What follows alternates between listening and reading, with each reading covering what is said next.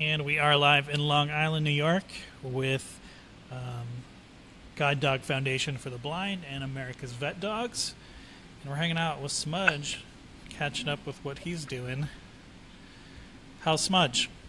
Smudge is doing great. She had a restful evening after her learning yesterday, and we're just going to recap what she's learned this week, and then what the next couple weeks are going to look like for Smudge as she starts being puppy raised. So for the past couple weeks, we've been introducing her to humans when she was in the nursery with her mom. And then we've been following her story, learning how to wear a leash and collar, and learning how to walk up steps, and getting used to different surfaces, and learning her name and everything. So we're just going to review a little bit of that, and then we will kind of talk about what's next for Smudge and what her future is going to look like.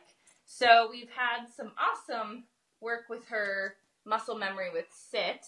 So she's getting really comfortable moving into the sit position. She's doing a great job. She's very food motivated, which is what we like to see with our guide dog puppies. We want a dog that's willing to work for food because that's a really easy way to reinforce them and, make them understand what we're expecting of them. So I gave her a piece of kibble, so she's just chomping on that. And I'll actually switch over to her wet food. That's a little bit easier.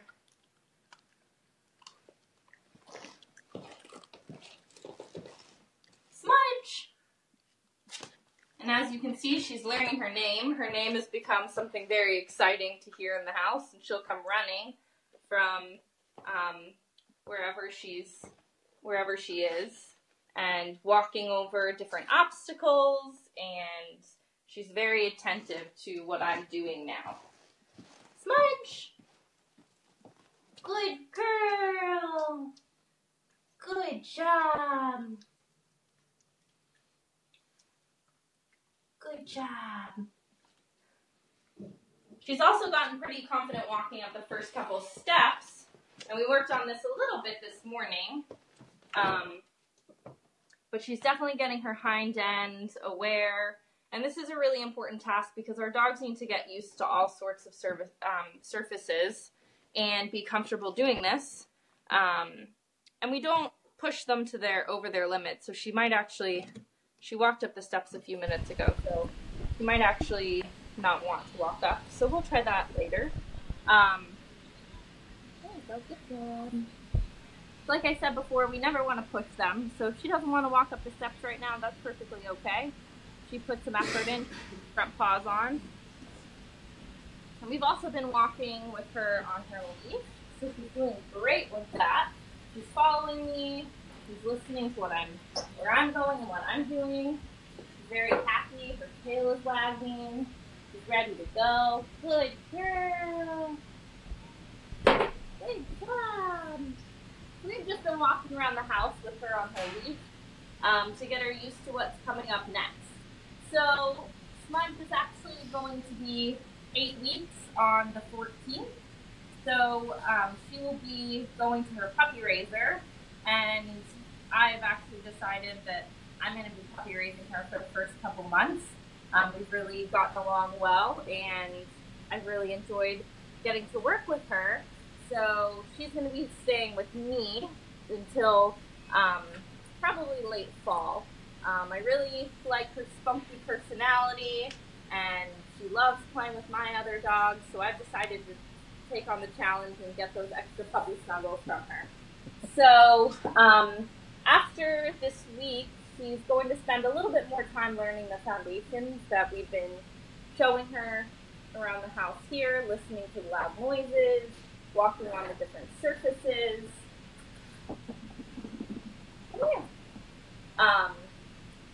And just kind of exploring and engaging in a home environment. So we're going to continue doing that for another week, and then we're going to start introducing her to the outside world. We're going to start doing short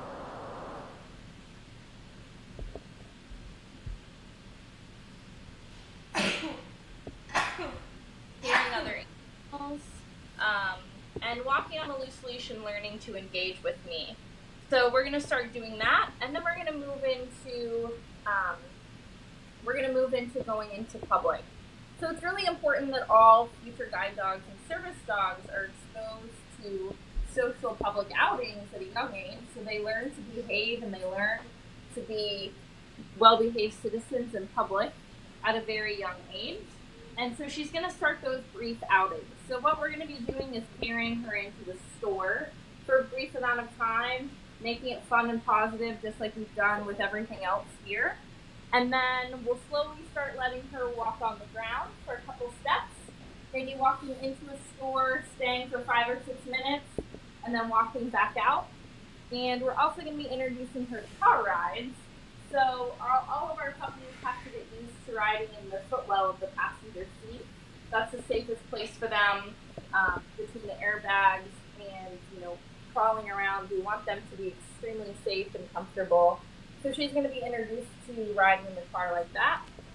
We're also going to be going to vet visits, so she has to get used to going to the vet, which is why we introduced her little body massages and exams, getting her used to having her belly rubbed and her toes touched and her teeth examined. So she's going to start going to the vet more frequently just to get used to that and get her vaccinations. So she's fully inoculated and ready to go in public and be safe in public. And she's going to start meeting other future guide dogs. So she's going to start going to class with them and learning what it takes to be an assistance dog. Come here. Come on. You're being stubborn. Come on. Good girl. Good job. So she's learning very quickly. She's a very smart puppy. She's very motivated. She's really eager to learn. And she's really engaged with her environment and with me. So I'm really excited to see where she continues to go with training to be a future guide dog. Good girl. So most people know that you're not supposed to. I've seen a lot of people talking about how they really want to pet guide dogs, but they won't. So it's really important that people don't do that. Do guide dogs have like break times where they get to just act like a regular old dog? Absolutely. When they're home with their family, they get to be a regular dog. When the harness is off, they know that they're not working, and they get to be a pet. They get to unwind. They get to play catch in the yard with a tennis ball. They get to get snuggles. Some people even let them sleep on the couch or the furniture. But all of our puppies learn that when they're in public, they're usually working. So when they're this age and a little bit older, they do have to get used to all sorts of people. So sometimes our future guide dogs will be pet in public. And usually if you ask politely and you notice that their vest maybe says future guide dog, it's always best to ask first. And then if someone says yes, the best way to do it is petting them on their chest, staying calm. We all know that it's exciting to see a little puppy in public. But if they're a fully trained guide dog or service dog, we ask to don't interact with them because they have a really important job to do to keep that person safe. Yeah? Good girl. Yeah, I think a lot of people assume that because she's a working dog, she doesn't get to live the life of a normal dog when she's not in public. Oh, no.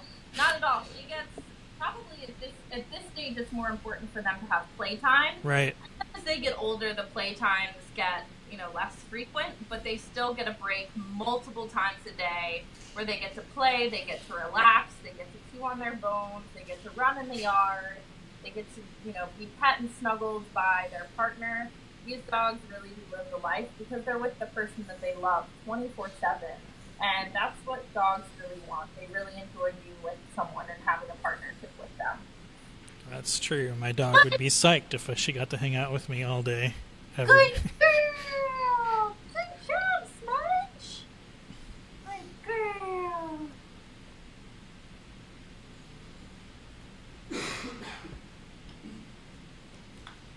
So Smudge has a pretty busy future ahead of her. She's going to take it slow for the next couple days and let her kind of recharge and continue working on some house behaviors and learning how to, get used to different surfaces and stuff. But from there, in the next couple weeks, you might see us in public with her little future assistance dog vest on, and going to class and learning about becoming a guide dog. All right, if you see Smudge out in public and and you're in Long Island, say hi. But always ask before you pet her. Angie has one question before we wrap up. She wants to know, where do you go to learn how to train a service animal? So all of our trainers go through an apprentice program, so they're instructors that also train the dog and also instruct the students that we get. But if you're interested in puppy raising one of our guide dogs or service dogs, you can go to guidedog.org or vetdogs.org, and you can apply to become one of our puppy raisers. Cool. Here's another question from Debbie. She wants to know, how long do you train them before they're hired out? So our puppies are in the puppy raising program from the time they're about 8 weeks to the time they're about 16 to 18 months. So they're with their puppy raiser for about a year of their life. And then they're with our trainers for about 3 months. And then, so that's when they're learning their formal guide dog training. We're really refining their skills so they can interact and be safe with their handler. And then they're with their client after that, and they can work for anywhere up to 8 to 10 years as a guide dog or a service dog. So they usually graduate by the time they're about 2.5 years of age. Well, if you have time, we have a few more questions coming in. Yeah, absolutely. Cool. Kind of taking it in. Okay. Lori asks, can I volunteer and where? Yes, we always need volunteers. We're located in Smithtown, which is in the middle of Long Island. So we always need volunteers. And again, you can go to our website at guidedog.org and fill out the volunteer application, and our volunteer coordinator can get in touch with you. We have a program for kennel volunteers. We always need help with that, for bathing the dogs, for socializing with our puppies and being a puppy raiser, or even being a temporary home for maybe one of our dogs that is going to their new person and they're not ready to go yet. So sometimes we need temp homes as well. Maggie asks, are most guide dogs labs? Yes, all guide dog schools use Labrador Retrievers, and they are the most successful and common breed with the assistance dog industry. We also use Golden Retrievers, a Labrador Golden Retriever cross, and standard poodles. But other schools use breeds like German Shepherds as well. Very cool.